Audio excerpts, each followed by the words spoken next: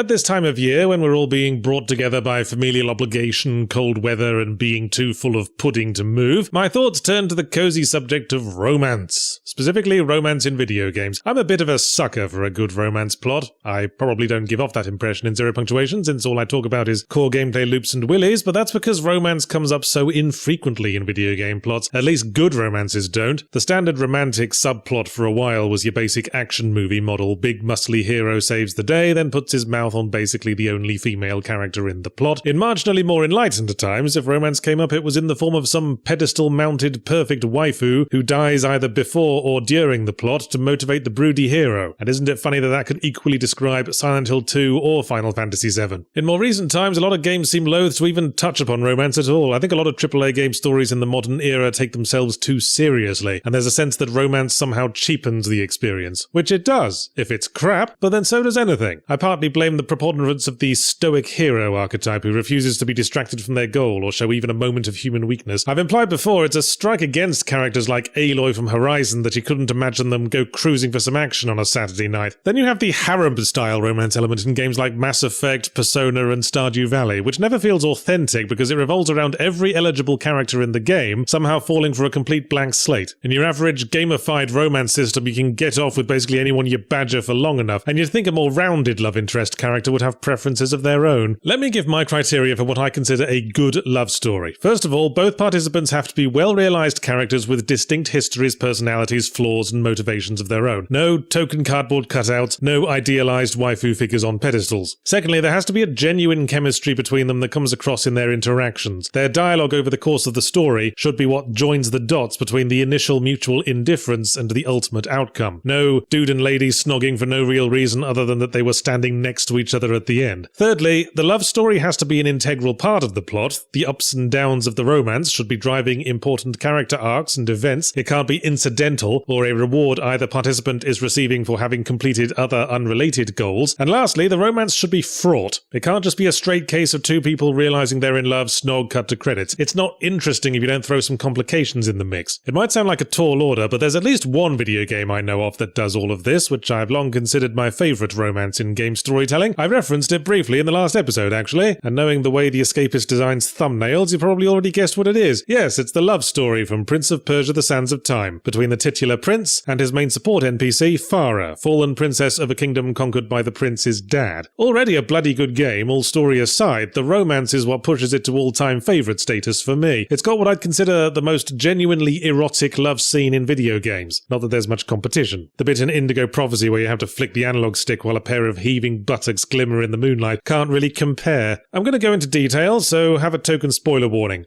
That was it. Do play it if you have the means to, but I'd forgive you if you couldn't get past the crunchy PS2 era audio and kinda shitty combat. Anyway, I specified that both participants need to be well characterized, and they are. Farah is an intelligent, dignified noblewoman whose sheltered, privileged upbringing has left her lacking practical skills and a little bit naive. The prince, meanwhile, is a legendary warrior with practical skills for days, but is held back by the fact that he is, without mincing words, an entitled, arrogant bellend. When the prince's ego stroked into unleashing the sands of time upon the kingdom, turning everyone except him and Farah into mindless monsters, the two are forced to work together to travel across the city and unite a couple of magical MacGuffins. The chemistry's there straight away, because this is the princess of a fallen kingdom forced to ally with a dude who was pretty central to how it got fallen in the first place, which to her credit she gets over surprisingly quick when the greater good is at stake. The strife between them is rooted in her being reliant on his skills while being obviously smarter and more level-headed, and him instinctively flinching at being bossed around by a lady. She gets snarky at him, he gets sulky straight back. The moment he's alone, he starts muttering to himself about how she needs to toe the line like a proper woman, coming across the whole time as an absolute prized tit. And it's both hilarious and endearingly pathetic. This is what I mean by having a character arc. You've got to overcome your flaws. And by crikey does the prince have flaws. He's exactly the kind of pillock that you can tell no one ever said no to, because if he wanted, he could somersault over them and split them in half lengthways with a scimitar. As for the romance being fraught, that's my favourite part of it. The point when they realise realize they're in love is nowhere near the end of things. The prince twigs to it about halfway through, when he wakes up to Farah confessing her love while she thinks he's unconscious. Very often in fiction, showing a character is capable of love or being loved is used to, in some way, redeem them. And I adore that in this case, it does absolutely nothing to redeem the prince. In his next few solo monologues, he jumps straight to deciding he's going to marry her own ideas be damned, which will be just the thing to tame her insolence. Not that Farah is entirely free of blame. There's a bit where she tries to win the prince over by reading him some love poetry she found while he's trying to somersault his way around a library, which makes me think that she's got her own skewed, slightly naive ideas of romance. It's another thing that makes this romance exceptional. They're both on equal footing and banging their corresponding personality flaws together, when in most video game love stories, the romance object has no flaws and the onus is on the protagonist to prove themselves worthy of them. But just as the prince has decided to propose marriage the next time they talk, a monkey wrench is thrown into his plans when he has a Sans-induced vision of the future showing Farah appearing to betray him, and that sends the entire courtship off the rails, and his confusion and sense of betrayal leads to a wrong decision at a crucial moment and ultimately tragedy, at which point all the prince's insecure bellendiness disappears in the face of what was truly important. At the very end of the game, magical MacGuffin malarkey ends with the prince reversing time to before Farah's kingdom is invaded, giving him the chance to run to her palace and expose the evil vizier who sets things in motion. But the prince's attempt to rekindle the romance is rebuffed for the obvious reason that Farah is now a stranger, who had none of the character growth of the Farah from the original timeline. And so we end on a hauntingly bittersweet note, with everyone alive and safe, but with a wiser, more melancholy prince forced to be tormented by memories of a lost love that no one else remembers, over which he'll no doubt be spanking himself raw for decades. Although the actual tragedy is that they made sequels. Always a tricky proposition when the initial story is tied up with such a wonderfully neat bow. Having said that, Prince of Persia Warrior Within and Prince of Persia Two Thrones aren't bad games at all. They managed to fix what made the combat in the first game shitty, and I think if you could somehow merge the three games together, you'd have as near to perfection as you'll ever get in this cold world. But the sequels just can't match the first game's story, especially not the romantic element. They bring Farah back for Two Thrones, and you can tell they're trying to reawaken the chemistry from the first game, but they just don't have the writing chops anymore. And they turn Farah into a stock, humorless action girl with no flaws, who nonetheless gets damsel in distress for the final boss. Oh, and the less said about Warrior Within, the better. The decision was made for that one to take the steamy Arabian Nights vibe of the first game in a dark, edgy, very early 2000s-y sort of direction, and there wasn't a whole lot of romance in it. My Chemical Romance, maybe.